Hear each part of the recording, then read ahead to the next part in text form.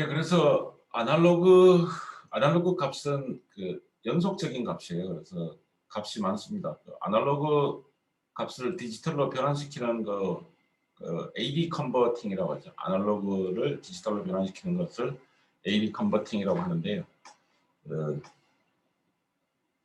그러면 전체적인 값의 크기는 많이 줄어듭니다. 많이 줄어듭니다. AD 컨버팅 순서, 디지털 신호 처리 이런 과목에서 이제 다루는데, 디지털 신호 처리, 거기 보면 아날로그 시스템 또는 아날로그 값을 디지털로 변환시키는 그런 경우에 값을 어떻게 줄이니 그것도 이제 법칙이 있거든요. 그래서 아날로그 값은 값이 연속적이다 이렇게 말을 하자면, 디지털 값은 우리가 배우는 디지털 로직에 사용할 이 디지털 값은 디스크리트하다 이렇게 말을 합니다. 아날로그 값은 연속적이고 디지털 값은 디스크리트하다. 한자어로 말할 때 이산적이다 이렇게 말해요. 이산적이다 이렇게 말을 하고, 또는 영어로는 디스크리트한 값이다 이렇게 말을 합니다. 이런 것들은 지금 우리 전자공학 또는 디지털 공학 이런 하는 분들은 좀 이제 그냥 상식적인 그런 측면이기 때문에 그냥 여러분들이 듣고 귀에 잘 익혀두면 됩니다. 귀에 잘 익혀두면.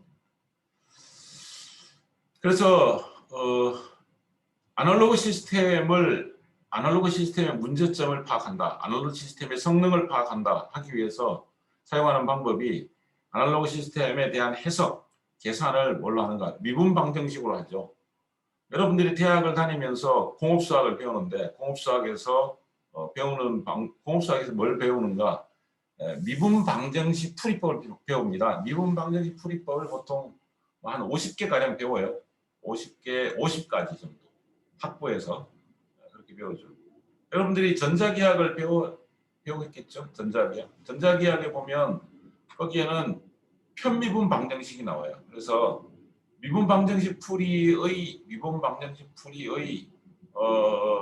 60%에서 70%는 상미분 방정식이라고 그래요. 상미분 방정식을 이렇게 푸는 방법을 배우고, 그 다음에 나머지 이제 30%에서 40%는 편미분 방정식 풀이법을 배웁니다. 공과대학에서 미분 방정식을 푸는 연습을 하는데, 어떤 분들은 그런 말도 하죠. 미분 방정식 풀이만 잘해도 먹고 사는데 지장이 없다, 그런 말을 합니다. 그래서 미분 방정식 가지고 시스템을 분석하고 시스템 성능을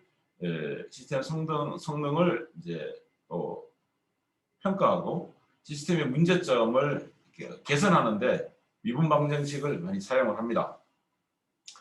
그에 비해서 보통 우리 전자 시스템, 전기 시스템, 어떤 기계 시스템을 해석하는데 미분 방정식을 사용하는 데 비해서 우리 이 디지털 시스템은 조금 다르죠. 디지털 시스템에 대한 해석 방법, 디지털 시스템의 어떤 문제점을 찾아내는 것, 성능을 평가하고 그것을 개선하고 이런 것들은 아날로그 시스템하고 좀 다릅니다. 그런데 좀 간단하고 좀 쉽다고 해서 그것이 이제 전혀 우습지 않다. 왜냐하면 요즘은 디지털의 시대고 또 인공지능의 시대이기 때문에, 그런 시대이기 때문에 이러한 쉬운 방법이지만 이것이 쓰임새가 워낙 많다, 안 쓰이는 곳이 없다라고 하는 거죠. 그래서 학생들이 잘 배워두시고 또 응용하고 활용할 수 있는 방법까지 잘 익혀야 되겠습니다. 그래서 그 디지털 값의 특징은 디스크리트하다, 그렇게까지 얘기를 했습니다.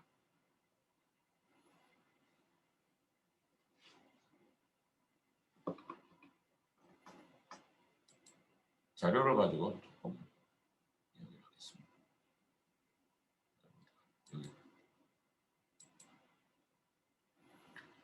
이제 부울대수라고 하는 것을 쓰거든요. 부울대수를 쓰는데 부울대수는 뭐냐라고 하는 거죠. 부울이라고 하는 분이 그 착안해낸 부울이라는 분이 당연히 이제 수학적이죠. 부울이라는 분이 발명했다 또는 부울이라는 분이 창안했다라고 하는 알제브라 대수 방법이다. 대수법이다라고 합니다. 부울 대수를 왜 쓰는가? 일단 0과 1이 있는데 0과 1을 가지고 어떤 논리를 디지털 논리를 한다는 거죠. 디지털 논리를 하고 그 다음에 논리 연산을 하는데 바로 디지털 논리 분야와 디지털 논리 연산 분야에 이 부울 대수를 씁니다. 부울 대수를 써서 그러면 어떤 데 활용이 있나요? 어떤 데 부울 대수를 사용하면은 어떤 이점이 있나요? 예, 디지털 회로 또는 디지털 시스템을 간소화시키는데 부울 대수를 써요. 간소화시키는데. 우리 전자공학의 문제는 어떤 문제 해결은 뭐냐면 간소화시키는 겁니다. 간소화시키는 거예요. 간소화시킨다.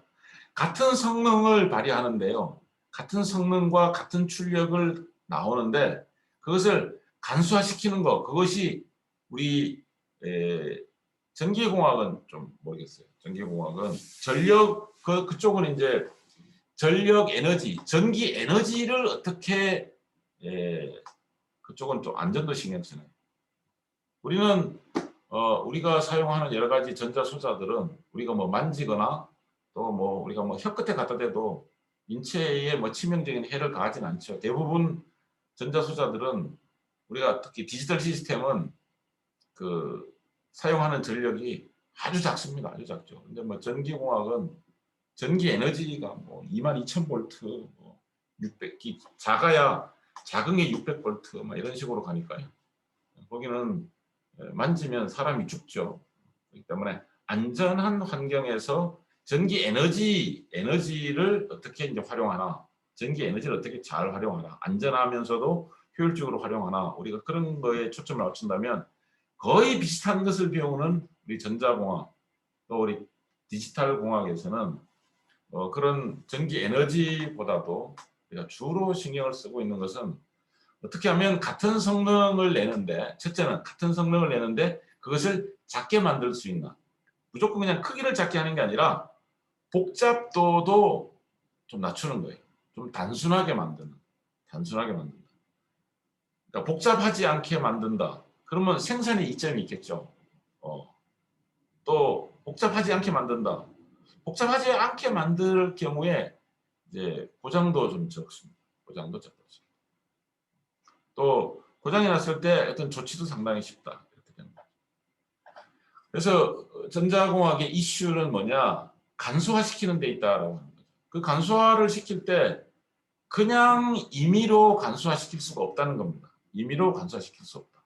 그래서 디지털 논리 연산, 디지털 논리 회로에 있어서의 간소화를 위해서 어떤 수학적 방법이 필요한가? 그게 이제 부울 대수라는 거예요. 부울 대수를 이용을 해서 디지털 로직의 어떤 간소화에 도달할 수가 있다. 공학에서의 그 간소화라고 하는 것은 상당히 중요한 이슈이기 때문에 그 공학적 목표에 도달하기 위해서 부울 대수를 상당히 많이 활용을 합니다. 자, 그래서 우리가 디지털 배우고 난 다음에 부울 대수를 배웁니다. 디지털 값의 성질을 배우고 디지털 값을 어떻게 표현할 수 있다. 디지털 값의 표기법 이런 거 배웁니다. 코드 표현 방식이죠. 그런 다음에 배우는 것이 디지털 연산을 배우는데 그 연산이 대부분 간소화를 위한 거다. 그래서 뭐 카르노맵에 대해서 뭐 이렇게 표현하는 게 그 발음이 달라요.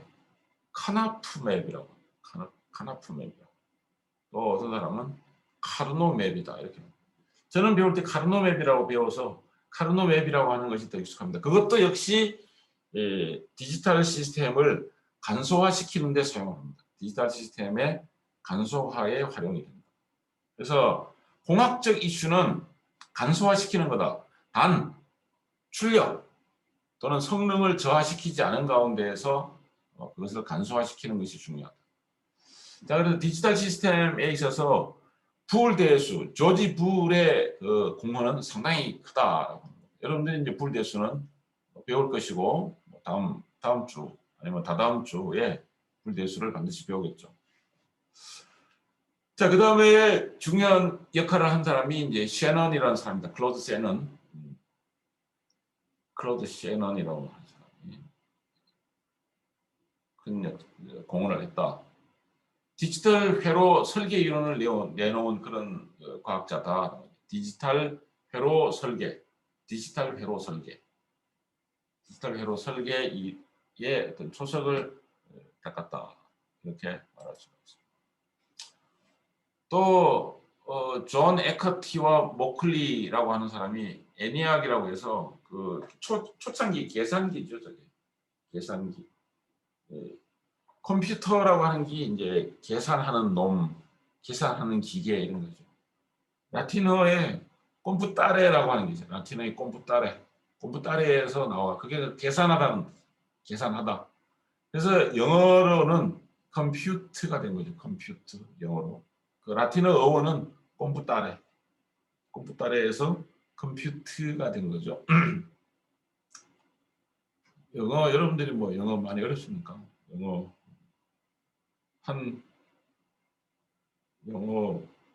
중세 영어를 누가 읽는 거 보니까 완전 독일어던데. 뭐 앵글족하고 색슨족이 원래 게르만족들입니다. 그래서 그 사람들이 영국 섬에 들어가서 혀를 꼬부려 대더니 지금과 같은 영어가 나왔습니다. 그 독일어라든지 뭐 이런 것들은 다 또 그 어원이 또 다 서양 언어들은 다 라틴어, 히라보 이런 거에 다 두고 있죠. 그래서 에커트가 컴퓨터, 애니악이라고 하는 컴퓨터를 제작을 했습니다. 디지털 시스템으로 만든 디지털 시스템의 응용이죠. 디지털 시스템의 응용. 그래서 일반인들은 전자계산기 이렇게 말합니다. 전자계산기. 인트로, 뉴메리컬, 인터그레이터, 앤드 컴퓨터. 인터그레이터는 집적도, 모으고 쌓고 이렇게 하다. 집적. 폰 노이만도 에드박을 만들었어요. 에드박. 폰 노이만이 저것도 이제 계산기죠. 에드박을 만들었다. 디지털 시스템이.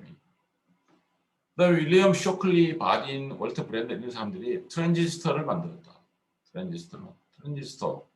저게 3차 산업혁명 유발한 게 바로 저런 겁니다. 3차 산업혁명을 유발한 게 뭐냐? 트랜지스터 반도체, 소자로 봤을 때. 그 다음에 또 제품으로 본다면 컴퓨터와 인터넷이다. 그것이 3차 산업혁명을 이끌었다. 이렇게 말합니다. 그래서 트랜지스터를 공동으로 발명했고 잭 킬비와 로버트 노이스라는 사람이 집적 회로를 만들었다. 모을 집자, 적자는 쌓을 적자입니다. 모으고 쌓고 이렇게 했다는 거죠. 디지털 회로를 굉장히 많이 모으고 많이 쌓았다. 뭐 이런 이야기입니다.